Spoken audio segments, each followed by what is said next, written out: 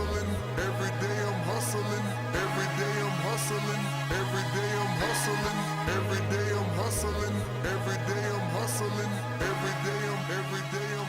Hi, welcome to Flippin Pages, your online source for everything comic books, movies, and video games. I'm your host, Andrew and this is my co-host, Stefin and Andrew, and we're going to go through the rundown for tonight's episode.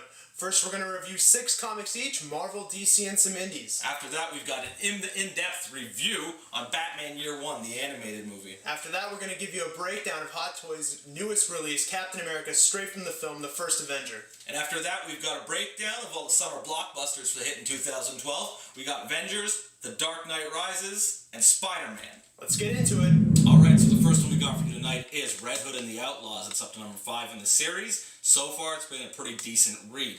You got Jason Todd, former Robin. He's on a hunt to find his sensei's murderer. So far, it's not getting anywhere really, but I'm sure it will pick up with that. Other than that, though, it's building up a pretty good backstory and gives you some information on the character. You got the sexy temptress alien Corey. She's fucking banging everyone around, getting into all types of trouble, and she's got a big set, so I like that as well. Arsenal, little bit of a D-bag, don't really care for him that much. I think he's an annoying prick. But he's in the story, you know, he does help out at sometimes, so I'll give him a fucking pass for now.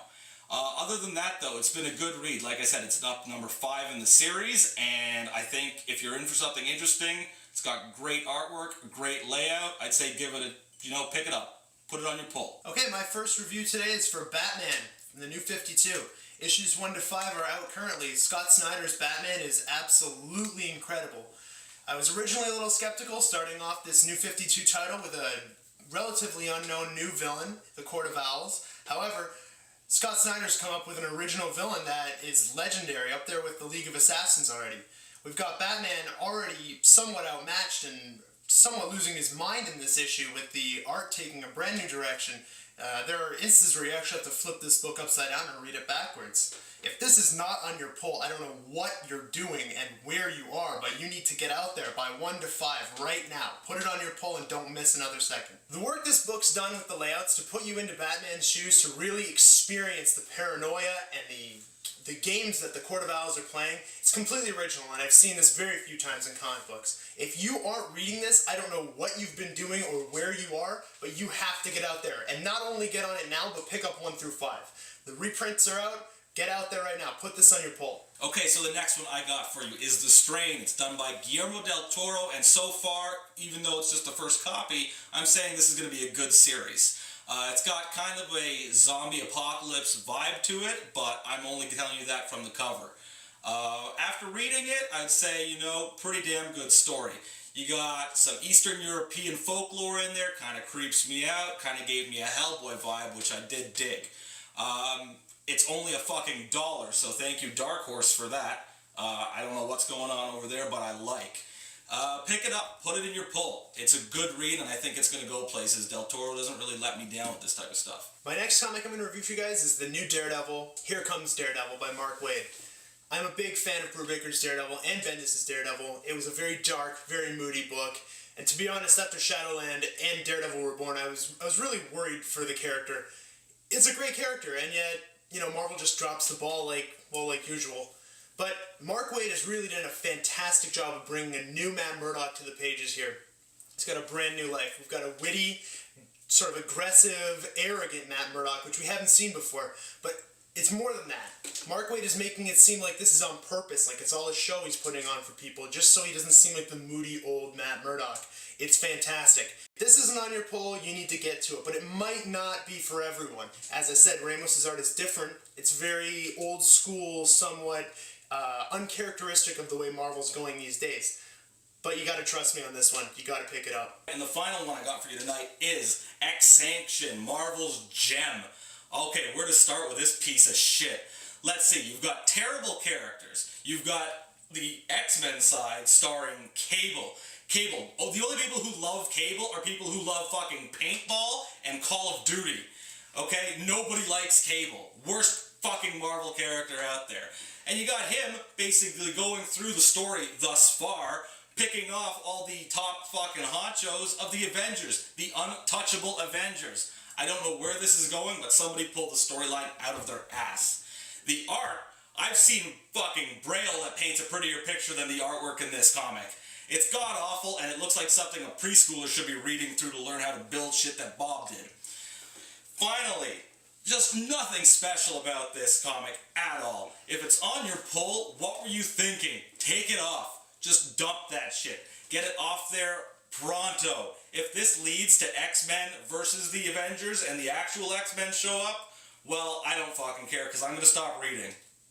And finally, the last book I've got for you guys this week is your indie pick for the week. We've got The Strange Talent of Luther Strode. It's a mouthful, but it's definitely worth it. This is a fantastic indie book which screams out, Mark Miller and Kick-Ass, shut the fuck up. Kick-Ass was great at the time, but it's terrible now, especially with the second edition. Luther Strode follows a loser in high school, same sort of idea, gains powers or courage or whatever have you, and uses that to change his daily life. The art in this book makes Romita's Kick-Ass look like scrap work. This is a brilliant, brilliant indie comic, and unfortunately we're only going to get 6 issues out of the series. It's already at issue 4, so if you haven't picked it up, either pick it up now or wait for the trade. That said, a little bit into the plot, Luther Strode is, as I said, a young high school student. He gains these sort of explained powers. We don't really know why, but he's incredibly strong. Part of the book is the mystery, so there's nothing really to tell you to hook you. You just gotta trust me that between the art and the storytelling, this book is fantastic. If you even remotely liked Kick-Ass, this is for you. Every day I'm hustling, every day I'm hustling, every day I'm hustling, every day I'm hustling, every day I'm hustling. Okay, so our movie review for this week is Batman Year One, the animated movie. A lot of mixed reviews on this, so I don't know, let's just pick it up from the start. Where do you want to start off with? Well, the first thing I want to talk about is the voice acting, because that's important to any animated movie. We got Bryan Cranston doing the voice of Commissioner Gordon. Perfect casting, especially a younger Commissioner Gordon. He pretty much looks like the character is in the movie. Yeah, I really liked the anything Gordon in this that's what kept me in. Overall, the story was kind of weak with Batman's points. And I think a lot of that has to do with the voice acting for Batman. Benjamin McKenzie did the voice for him, the dude from OC and Southland, which, whatever. The guy sounds like he tried to do this badly on purpose. It was just an awful take on the Batman voice, and it just made the scenes drag on whenever Batman was in it. Even though he didn't have a lot of dialogue, the dialogue he did have was just god-awful, and it was presented in that way. Weird things like him, like Bruce Wayne kicking a tree in half. Like, yeah. What is... I don't know. It was just a lot of complete bullshit that was put in it. That's why I didn't like any of the Batman stuff in it. But luckily, about 60% of the story is Commissioner Gordon, coming up to being Commissioner. One of the really strong points that you don't usually see in other Batman stories. And, well, this is a Frank Miller adaptation from Frank Miller's Year One, which, is a bit of a different read. It takes place in that Frank Miller universe that DC sort of carved out for him, where it's kind of part of the continuity, but it's kind of not. You've got Year One in that, you've got Dark Knight Returns, and you've got All-Star Batman and Robin, which, they're good reads on their own, but when you recreate them for mass marketing, like Batman Year One and Animated Tale, things just sort of come off odd. Like, problems that Gordon had with his wife, you only ever see in that Frank Miller universe. So for people to watch this and sort of see him, cheat on his wife or anything out of the ordinary like that where it's not good guy Gordon, you're going to get that in here. Yeah, and then the same thing goes for Batman Begins being pretty much a retelling of this as well. You've got many of the same story elements, but you've got a different Gordon in that movie. So it sort of seems as if they just tried to change one little aspect. Yeah, I had a problem with Catwoman being somewhat of a pimp. I don't know what she was doing with that little girl, but it was kind of weird.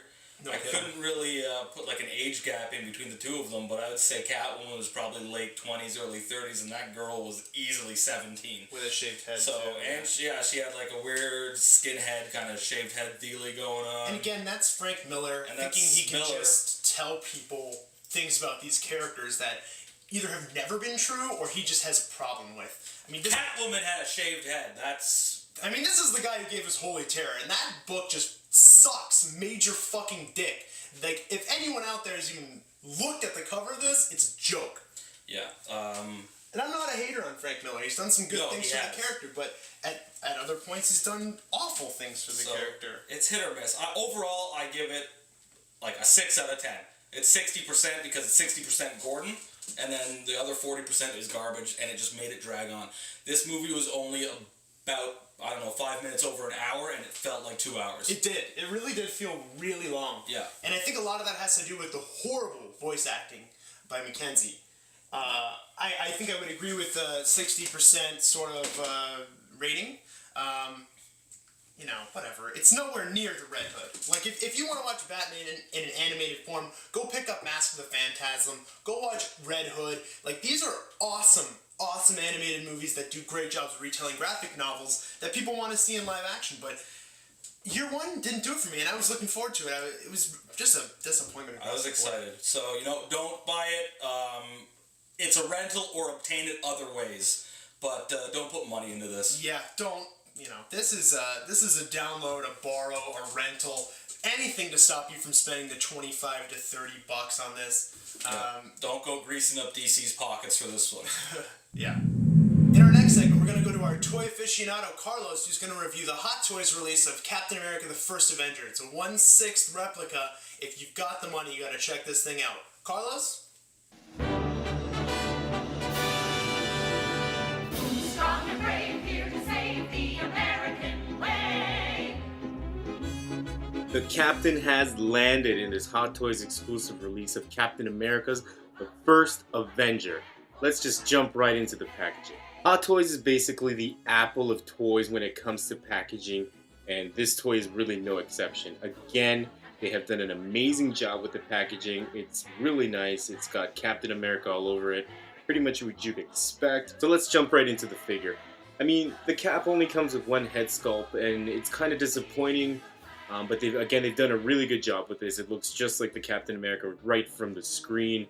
And unless you're a girl wanting to play with a Chris Evans doll, then it doesn't really matter, because really, we came here to see and play with the cap. The paint job and costume are amazing. Again, it's Hot Toys, and honestly, we expect no less.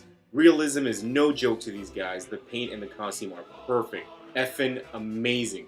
The shield is what really blows my mind. This thing is just crazy. The outfit is very real and insane. Hot Toys, you guys rock. When it comes to the articulation, it's a bit of a downfall and kind of disappointing. But it's only really because the fabric and the costume are so detailed that it keeps the Cap from doing really cool things like, you know, raising his arms up high and telling somebody to F off by pointing at them.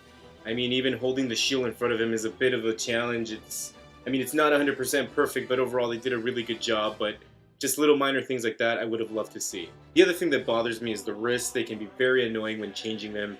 Changing the hands is just a pain. The wrist balls attached to each hand are blocked off by the leather bands around the wrist, which are really cool, by the way, but it can get really annoying, and like it did for me, it just turned me off from even changing the hands. Kind of disappointed. The accessories are also kind of weak. I mean, for a Hot Toy, it comes with a shield and 4 sets of hands, 2 guns, and a stand. It is kind of worth the price, as it's currently selling only for about $159.99. I think it's worth $159.99 online. Again, you can look for a private seller on Kijiji or Craigslist. We know you guys are out there. Stop hiding. Put up those ads. For the day, I give this bad boy a 3.5 out of 5. The paint job on the shield and the detail in the figure are pretty much out of this world, and definitely recommend the purchase for the prices at hand. If you can get it for cheaper, then it's even more worth it. If you like the movie and you like Captain America, go get this figure.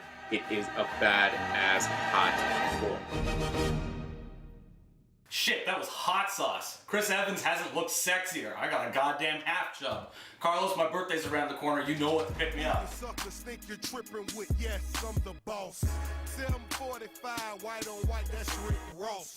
I keep them wide, I keep them long, I keep them fat. In this week's discussion period, we're going to talk about 2012's biggest summer blockbusters and the trailers that are already out. We got the Avengers, we've got the Amazing Spider-Man, and we've got Batman: The Dark Knight Rises. First up is Joss Whedon's The Avengers. This is the culmination of Marvel's hard work creating all these singular, character-driven movies that it's going to group them all together for one big purpose. The movie's going to be starring Chris Evans from Captain America: The First Avenger. We're going to Robert Downey Jr. from Iron Man and Iron Man 2, and some others that we've seen in other Marvel movies over the few years, the Hulk, etc. Personally, I don't think this looks very good. Stefan? I would have been excited for the Avengers movie if this was 2009 and I had just watched Iron Man. But after seeing the way they just keep putting out these pieces of garbage Marvel movies, I'm not that interested. Yeah, the heat really has died down, I think. There's some pretty, characters I just don't care about. Like, there's so much around Hawkeye and Black Widow and Captain America. I don't care. I really don't. I don't even want to watch one Avengers movie yet, let alone all the sequels they're probably going to make. Yeah, and I can't wait for of course, you know what's going to happen, the Stan Lee cameo. Oh, of Waiting to course. see what asshole he plays this time around. In particular, there's some pretty awful clips. There's this clip we're going to show you right now with Tony Stark, with just showing some of the appalling Amazing dialogue that's going to come. If we can't protect the Earth, you can be damn sure we'll avenge it. Acting talent. Fucking terrible. Can you believe that dialogue? And We'll that's- avenge it. Like, anything to get the word avenge in there, because, to be honest, it's a stupid name for a superhero team anyway, which Marvel recognized when they tried to call them the Ultimates, which was even stupider than the Avengers.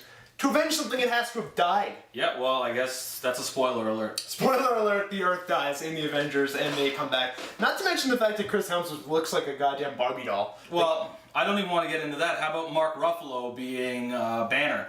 That's going to be interesting. I wonder who his love interest is, and then I can watch Valentine's Day instead. Yeah, I mean, is Reese Witherspoon gonna play his love interest in this as well? Never been kissed or something along those lines. Yeah. I don't know. It's Whatever. just horrible casting. I'm done with it. I'm over it. Captain Marvel- America's costume looks stupid. It looked awesome in the first Avenger, and then they've ruined it now. Yeah. Whatever. Moving on. Let's move on. Okay, so the next one we have for you is The Amazing Spider-Man coming out this summer starring Andrew Garfield. Well, at first look at this, I thought it could be a cool kind of movie. It shows you a little bit more into Peter Parker's past with his family leaving him, and then the trailer kept on going, and then I saw the amazing CGI that was used for when the Amazing Spider-Man leaps from building to building and web slings. God awful. It looked like I was playing a shitty video game for PS2. Wasn't interested at all.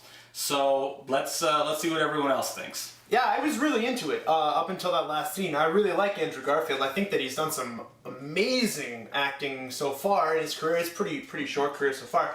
But the scene with the CGI running Spider-Man, I felt like I was waiting for the warning, like, please put on your 3D glasses now. Like, just, what the hell? Yeah, Why would you end the trailer that way? It didn't sell it, that's for sure. It just No. kind of made it look really cheap, and it kind of gave all credibility. You just watch that right away. But That said, I think the cast is amazing. casting was well done compared to previous Spider-Man movies where you had that Tobey Maguire not really selling it. I think Ultra this nerd, Tobey Maguire. could be a lot better. I felt like Tobey Maguire in the old ones was, if he hadn't got those spider powers, it's likely that he would trip, fall down, and knock all his teeth out of his fucking head at some point because he just seemed like such a tool. Yeah. But this time around, I feel like they've done a better job of trying to have Andrew Garfield identify with teens, with a younger audience. He's Yeah. more modern, less sweater vest, bow tie look. Yeah. I think this one's very much up in the air, whereas other movies like The Avengers, I can pretty much write them off already, but Spider-Man could be great. Yeah, I just hope, and I really hope that the CG wasn't actually in the movie, but from what I've heard it is. So Yeah, it is. that's going to be a good one. Next trailer we're going to review is The Dark Knight Rises, starring our favorite, Batman. Directed by Christopher Nolan, this is the third installment of his Batman Begins trilogy. Let's take a look. Stefan? After seeing this trailer, I think it's going to be fucking awesome. I haven't been let down with a Nolan Batman yet, but who knows what could happen. But with the characters in there, I think it's going to be a good time. I think the characters being introduced into this will ultimately help the series. However, I don't know, it could be that there's too many. Catwoman and Bane, and we've got all these other additional characters which he's casted big names for, but the characters themselves don't seem to be big names. That all equates to me to just more screen time for more people other than Bale. It is a big cast, and that could be a problem, but I think that Nolan is smart enough to work around that. So we'll see what happens. That could be the case. I'm just interested to see really how he ties it in. Yeah, it's going to be an interesting story. We all know what Bane does, so is he going to put that in? Who knows? Who knows?